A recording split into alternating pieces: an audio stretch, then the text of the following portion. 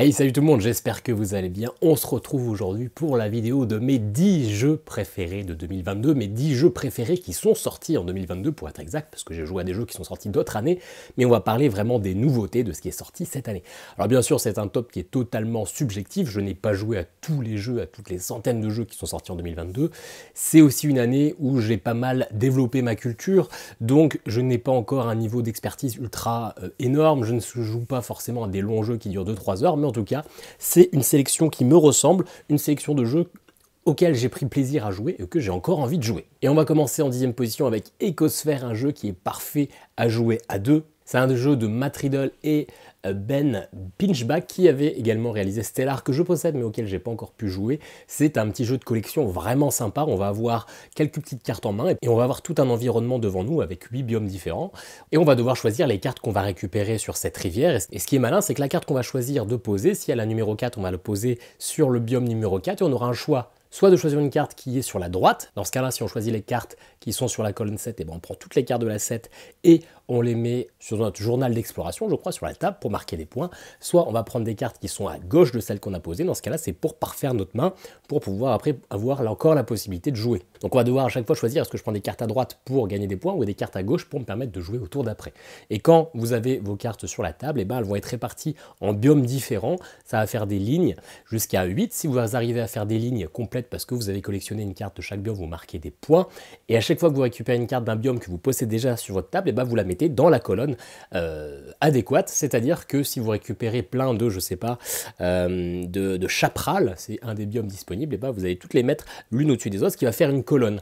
Et à la fin du jeu, la colonne, les deux colonnes qui sont les plus grandes vont vous marquer autant de points que ce sont des colonnes qui sont avancées dans votre ligne. C'est-à-dire que votre toute première colonne va marquer 1 point par carte, votre dernière colonne va marquer 8 points par carte. Donc vous aurez tout intérêt à faire plutôt des grosses colonnes à la fin, mais comme il faut aussi réussir à faire des lignes complètes, enfin voilà, ça va être toute une petite gymnastique, je ne sais pas si c'est très clair, mais clairement Ecosphere c'est un jeu que je vous conseille. Celui-là je ne pourrais pas en faire de partie solo, puisque c'est un jeu uniquement multijoueur. Le petit flip and ride qui aura gagné mon cœur cette année, c'est le Next Station London. En plus c'est un des premiers jeux auxquels j'ai joué du genre, je crois que c'est sorti en février ou en mars, donc c'est vraiment un de mes premiers jeux que j'ai pu tester de ce type. Un jeu que j'ai vraiment beaucoup aimé. Alors le principe est un peu simple, on va devoir créer les 4 grandes lignes de métro qui vont diviser Londres, et donc le but va être de les répartir en faisant le plus de points, sachant que des lignes ne peuvent pas se croiser, on peut se rejoindre à une gare, mais forcément on ne peut pas traverser une ligne qui est déjà créée. On va avoir un petit jeu de draft, c'est-à-dire que moi je vais commencer avec le stylo vert, mon collègue avec le stylo rose, etc. Et donc, si je commence avec le vert, je vais devoir tracer la ligne verte qui commence par la gare principale numéro verte. Et à chaque tour, hop, on tourne, donc c'est-à-dire que moi je vais récupérer le bleu, mon voisin de gauche va récupérer le vert, etc. Donc il y a vraiment un petit côté de draft. Et comment on va choisir ce qu'on va dessiner? On va avoir des cartes, c'est un flip and write. Donc on va tirer une carte qui va nous dire que le prochain dessin, la prochaine ligne qu'on va devoir faire va aller sur un carré, va aller sur un losange, etc. Toutes les cartes ne seront pas forcément jouées à chaque partie, puisqu'il y a des lignes de métro souterrain et aérienne, enfin aérienne dans la rue, peu importe, ça ne change pas grand chose, mais quand toutes les cartes roses sont sorties, on arrête la partie, même si toutes les cartes bleues ne sont pas sorties. Ce qui fait que finalement le scoring va être différent à chaque partie, qu'on ne sait pas vraiment si on a encore le temps de jouer, on ne va pas pouvoir vraiment totalement compter les cartes, on pourra compter la moitié des cartes, mais pas toutes. Un jeu plutôt malin qui va nous permettre de faire pas mal de scoring en fonction des plus longues lignes, en fonction du nombre d'intersections au niveau des gares et en fonction des traversées de la Tamise. Un jeu que j'aime beaucoup, qui se joue aussi très bien en solo, en Beat Your Own Score. Et ça je ne l'ai pas dit, mais c'est un petit jeu de Matthew Dunstan. Le 8e, alors je suis pas sûr qu'on va le voir parce que je filme assez proche de ma tête et du coup les boîtes vont sûrement sortir du décor. King of Monster Island, ça c'est un jeu que j'ai depuis je crois 3 semaines, un jeu que j'aime beaucoup. Alors forcément tout le monde connaît King of Tokyo, ce jeu où on est des kaiju, des King Kong, des Godzilla, etc., des Gronizors, on va se foutre sur la tronche pour le contrôle de Tokyo. Un jeu vraiment familial et où on se fout des baffes, c'est vraiment très rigolo. Et ben là c'est une version coopérative, une version où on est tous ensemble, on va devoir foutre sur la tronche du roi de la montagne, je sais plus comment il s'appelle, l'Avalord, je crois, oui c'est ça. Et c'est ultra sympa parce que déjà ça peut se jouer en solo. On retrouve vraiment tout le sel, toute l'ambiance, tout le fun du lancer de dés, parce que c'est un lancer de dés, on a 3 lancers de dés comme au Yams pour pouvoir faire soit des coups, soit récupérer de l'énergie pour pouvoir acheter des pouvoirs spéciaux, soit récupérer de la santé. Et le but va être de défoncer le boss. Alors il y a 3 boss différents avec 2 niveaux de difficulté à chaque fois. C'est super sympa, le matériel est fou. Il y a un gros volcan qui n'est pas là que pour le design, parce qu'on va lancer nos dés dedans et en fonction de la répartition des dés sur le terrain, eh bien le boss va se déplacer plus ou moins et va activer plus ou moins ses minions, etc. On a plein de cartes pouvoir, on en a peut-être, je crois, peut-être une 50aine, une 60aine, je sais pas, avec un design tous fait par Paul Mafayon qui est vraiment sublime. Les cartes sont magnifiques. C'est un jeu de Richard Garfield, un jeu du papa de Magic, mais je pense que vous en avez forcément entendu parler ces dernières semaines, et celui-ci, il y a de fortes chances que je vous en fasse une partie solo. Le party game par excellence, le jeu le plus abîmé de ma collection, parce que l'objet fait partie du jeu. Packet Chips, un jeu vraiment excellent qui mise vraiment sur la chance, sur le coup de poker. C'est un jeu vraiment ultra fun. Vous pouvez jouer ça avec tout le monde, vous pouvez jouer ça surtout en étant bourré, et celui qui va perdre à la manche, eh ben, va devoir faire un cul sec ou un truc comme ça.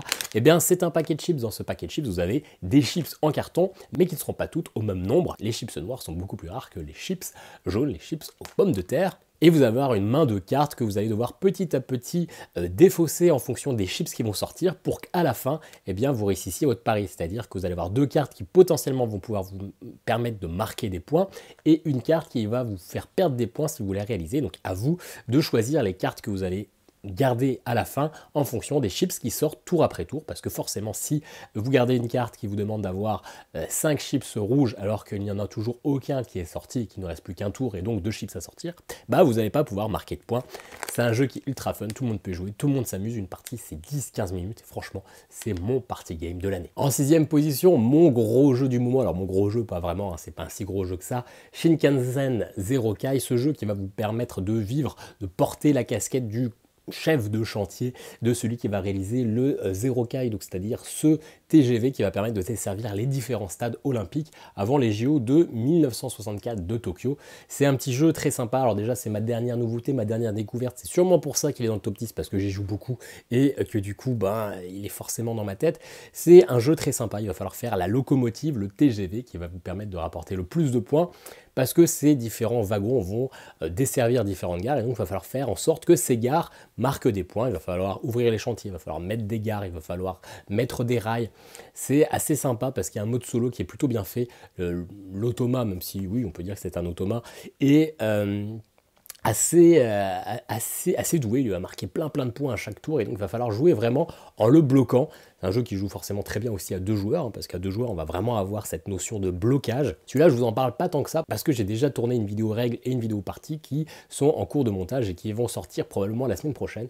Donc si ça vous intéresse, si vous avez envie de créer votre TGV, si vous avez envie de découvrir le Tokyo des années 64, eh ben n'hésitez pas à rester sur la chaîne pour découvrir ce Shinkansen Zero Kai. Et pour la 5e position, j'ai retiré mon écharpe, puisque ça y est, je suis bien réveillé, ma voix est un peu moins enrouée, et donc j'arriverai à parler un peu plus facilement. Il s'agit de Honey Buzz, probablement le jeu préféré de ma compagne cette année. C'était un jeu qu'on a eu dans une box, hein, je ne l'ai pas cherché au début, c'était tout mignon, Honey Buzz. Le matériel est vraiment bien, on a des petites abeilles, on a des petits arbres, on a surtout plein de pollen qui sont une petite texture très sympa, très un peu comme des petits bonbons, des petits dragées surprises, etc. Et ça va être un jeu ultra original, puisqu'on va créer notre ruche, on va récupérer, bah, vous le voyez, des espèces de doubles hexagones pour créer vraiment notre ruche. Et à chaque fois qu'on va réussir à fermer une alcôve, qu'on aura un trou vide, eh bien on va pouvoir activer tous les pouvoirs qui sont autour, comme butiner, comme récupérer une larve, comme récupérer de l'argent, comme aller au marché. Et donc petit à petit, on va pouvoir mettre vraiment des petits pollens et des petits nectars dans notre ruche qu'on va pouvoir vendre pour marquer un maximum de points.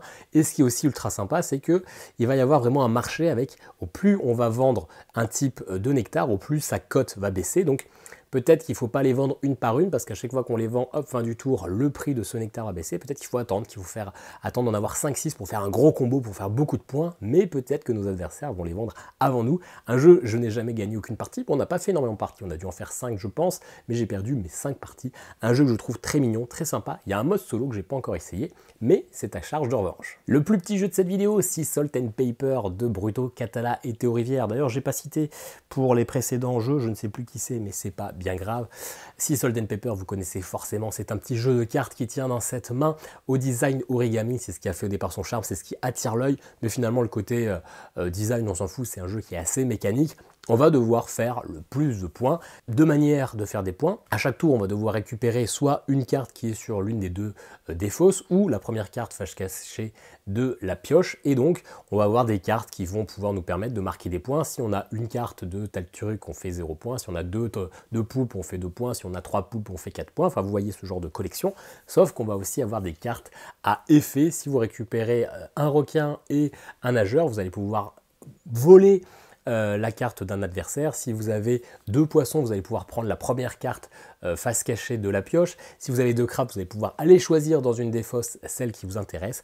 Et ce qui est rigolo, c'est qu'une fois que vous avez 7 points, vous avez 2 possibilités. Soit dire stop, tout le monde s'arrête, on compte nos points, j'ai 7 points, toi t'en as 5, ça fait 7-5.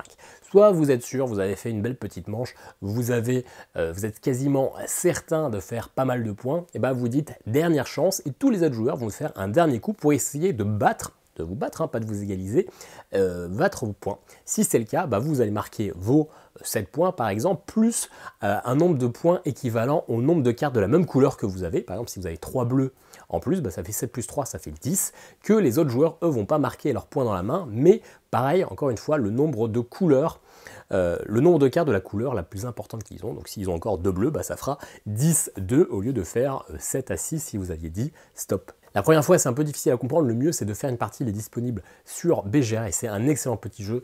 Encore mieux sur BGA parce que le calcul des points est des fois un petit peu complexe, il faut une feuille, etc. Que là, sur un ordinateur, tout est automatisé et tout est automatisé, je crois que je l'ai mal dit. Et ça, c'est un jeu magnifique. En troisième position, Dinosaur Island Roar and Write, un jeu que j'ai sûrement plus joué en solo qu'en multi. Et pourtant, en multi, on a fait une paire de parties. Ça, pour ceux qui aiment Jurassic Park, c'est le Roll and Write qu'il vous faut. C'est un jeu qui est vraiment parfait. Vous allez, en fait, c'est un roll and write, hein, donc vous lancez vos dés en fonction de ce qui sort sur les dés. Vous allez activer des bonus, vous allez déclencher des combos, etc. Sauf que là, vous allez créer votre parc de dinosaures, votre Jurassic Park, et donc vous allez avoir une fiche où vous allez pouvoir dessiner vraiment les différents enclos des dinosaures que vous allez débloquer, les différentes attractions, les différentes boutiques souvenirs, etc.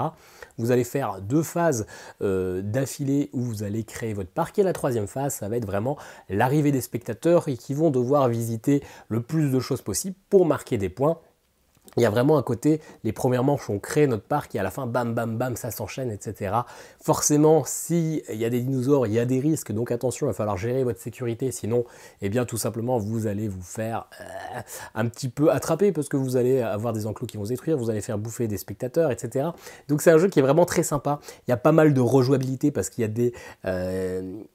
a des attractions et des spécialistes qui vont être différents à chaque partie. Il y en a 3 différents à chaque partie. Il y a un mode solo pour jouer contre un automa qui, lui, ne va pas vraiment marquer de points, mais qui va essayer de vous bloquer, qui va vous donner aussi des objectifs supplémentaires. Donc c'est un jeu qui est vraiment tout aussi bon en solo qu'en duo. Vraiment l'une des plus belles découvertes pour moi cette année. J'adore ce jeu Dinosaur Island Roar and Write. En deuxième position, on a le magnifique et un petit peu lourd Libertalia, les vents de Gallicrest. Ça, c'est fait, je le dis pas tout le temps, mais là, je vais le dire, par Paolo Mori. C'est un jeu qui est une réédition, alors je ne sais plus comment il s'appelait, le premier Libertalia, mais c'était un design plutôt pirate. Moi, je ne connaissais pas les jeux de société à cette époque, donc j'ai découvert avec Libertalia. J'en ai beaucoup entendu parler. Alors pour le coup, c'est un jeu que j'ai joué uniquement en solo. Le premier jeu n'était pas fait pour du solo, il n'était pas forcément non plus fait pour du 2 joueurs, c'est un jeu qui avait vraiment tout son sens à partir de 3 joueurs. Là, ils ont modifié les choses, le solo est vraiment magnifique, c'est fait par l'Automa Factory, et le mode 2 joueurs, je n'ai pas pu jouer, il m'a l'air comme un peu moins bon, mais il y a un petit côté, ils ont rajouté une sorte de 3e joueur fictif pour vraiment jouer avec. Libertalia, qu'est-ce que c'est? C'est des explorateurs qui vont essayer de découvrir tous des trésors et donc ils vont faire 3 jours, 3 semaines on va dire de voyages différents avec à chaque fois des trésors qui sont cachés. Le but va être de choisir les meilleurs trésors avant les autres, parce que certains trésors, comme des coffres, vont nous rapporter directement 5 points, d'autres, des cartes vont nous permettre de mettre des points si on en a plusieurs, et au contraire, il y a des trésors qui sont du poison, qui vont nous faire perdre des points, donc forcément, on ne veut pas être le dernier à choisir ce poison. Et comment on va choisir ça? Eh bien c'est très simple, on va avoir 40 cartes différentes, ce qui est 10 de plus que dans la version de base, et ces cartes vont avoir un chiffre de 1 à 40, et surtout vont avoir un pouvoir spécial. On joue tous au départ avec les mêmes cartes, je crois qu'on commence avec 6 cartes différentes, ou 5 cartes, je ne sais plus, on commence tous exactement avec les mêmes, donc on sait ce que les autres ont dans la main. Par contre, on va choisir celle qu'on va jouer, ça, il n'y a pas de souci, on ne va pas forcément jouer les mêmes en même temps. Si vous jouez une carte 1, et que votre collègue joue une carte 10, on va se le faire comme ça. Sur la piste, on va d'abord mettre la 1, puis la 10. La 1 fera son effet spécial avant la 10, puis la 10 fera son effet spécial. On a fini notre petite balade, on arrive au crépuscule, on va du coup rentrer à la maison avec des trésors, donc la carte la plus avancée, le plus grand chiffre, va choisir son trésor en premier. La 10 va choisir avant la 1. Ensuite, la 1 choisira ce qu'il aura, ce qui restera, ce qu'il pourra choisir. Et donc, c'est ça, comme ça que ça va jouer, c'est qu'il va falloir peut-être des fois mettre des gros scores pour pouvoir choisir votre trésor le plus intéressant, mais forcément, plus vous avez une carte avec une grosse puissance, plus son effet spécial est moins bon, parce que forcément, il faut que ça soit un peu équilibré. Et donc, si au départ, on commence avec les mêmes mains, petit à petit, comme on ne va pas jouer les cartes dans le même ordre, etc., eh bien, les parties vont être totalement différentes. On va vraiment partir sur notre stratégie, et c'est vraiment un jeu qui est excellent. Le mode automa est parfait, il n'est pas forcément très difficile en mode normal, mais on peut augmenter petit à petit son niveau, tout simplement lui donnant des points de victoire d'avance. Moi je joue au niveau 4 sur 6 je crois, un jeu qui est vraiment excellent. Tout seul c'est vraiment un gros kiff, à 2 j'ai pas pu jouer, mais je pense que ça sera encore meilleur à 3. Voilà, ça c'était le numéro 2. Et le numéro 1, si je ne l'ai pas sorti, c'est parce qu'il aurait fait un gros trou derrière moi, hop. Et donc on le sort directement en avance. Eh bien, c'est Hit. Hit. Alors, pourquoi est-ce que c'est le numéro 1? Tout simplement déjà parce que c'est le jeu qui m'a fait découvrir le jeu solo. C'est le jeu qui m'a donné envie de jouer seul. Au départ, pour moi, un jeu de société, c'était un jeu de société. Donc forcément, je trouvais ça un peu bizarre. Les mecs qui jouent seuls à des jeux de société, je trouvais ça un peu pauvre. Alors, je me dis, si vous êtes seul, jouez à des jeux vidéo, vous lisez des bouquins. À quoi ça sert de jouer à un jeu de société? Et finalement, quand Hit est sorti, je crois que c'était au mois de juin ou cet été, je sais plus, et ça a été vraiment un bouleversement. Déjà, j'ai pas eu le choix que d'y jouer seul, puisque ma compagne, ça ne l'intéressait pas du tout. Ce sont des courses de Formule 1 dans les années 60, donc un jeu de course, clairement, ça lui donnait absolument pas envie. Mais ce qui est formidable, c'est que dans ce jeu, vous avez un automa qui est très bien fait, donc vous allez pouvoir jouer finalement contre 5 adversaires, vous allez pouvoir jouer jusqu'à 6, même si vous êtes tout seul. Et en plus, ces légendes, parce qu'on les appelle des légendes, sont franchement chaudes à battre. On a énormément de contenu dans ce Hit, on a 4 cartes différentes, on a de quoi faire du championnat, on a de quoi faire des scénarios, on a de quoi faire du pimpage de voitures avec des pouvoirs spéciaux, on va pouvoir améliorer tout simplement notre voiture. On a ce mode solo. Et le gameplay est ultra simple et pourtant donne des sensations de course évidentes. On va vraiment devoir gérer notre boîte de vitesse pour aller plus ou moins vite, pour pouvoir gérer les virages. On va avoir une main de cartes avec, je crois, 6 ou 7 cartes, je ne sais plus. Et les chiffres qui sont sur cette carte seront en fait notre vitesse, le nombre de cases qu'on va avancer. Et donc forcément, si vous voulez avancer de 18 cases, il faudra essayer de faire 18 en association. Et donc il va falloir peut-être avoir un levier de vitesse à 5, parce qu'à 5, vous allez pouvoir jouer 5 cartes différentes. Si vous êtes à 1, vous allez pouvoir jouer qu'une seule carte. Forcément, vous avancerez plus ou moins vite. Mais attention, puisqu'il y a des virages, et pour ces virages, il ne faut pas aller trop vite. Il y a une vitesse maximale pour chaque virage, parce que forcément, si vous rentrez comme une balle dans un virage, vous prenez le mur, c'est une sortie de terrain. Donc c'est vraiment, il va falloir vraiment gérer ça. Vous rajoutez à ça de l'aspiration, vous rajoutez à ça du fun, de l'aléa, mais quand même beaucoup de stratégie. Et on a un jeu familial parce que très accessible, facilement pris en main, mais un jeu vraiment avec une profondeur de fou. J'attends qu'une seule chose, c'est des extensions pour avoir des nouveaux circuits. Voilà, Hit, c'est mon jeu de l'année. Voilà, j'espère que cette vidéo vous aura plu. 10 jeux qui sont pour moi exceptionnels, 10 jeux que je ne pourrais pas refuser si on me proposait une partie, et un certain nombre de ces jeux sont jouables en solo, donc il y a de fortes chances que je vous en propose une petite partie, même si ce ne sont pas des nouveautés. Je sais que ceux qui me suivent actuellement sont ceux qui me suivent grâce à ma chaîne jeux vidéo, donc sont peut-être un peu moins calés en jeux de société, donc c'est pas grave si je vous fais découvrir des jeux qui sont finalement pas de cette semaine, parce que vous ne les connaissez peut-être pas. En tout cas, n'hésitez pas à vous abonner pour me retrouver pour de nouvelles vidéos. Moi je vous dis à très bientôt, ciao ciao.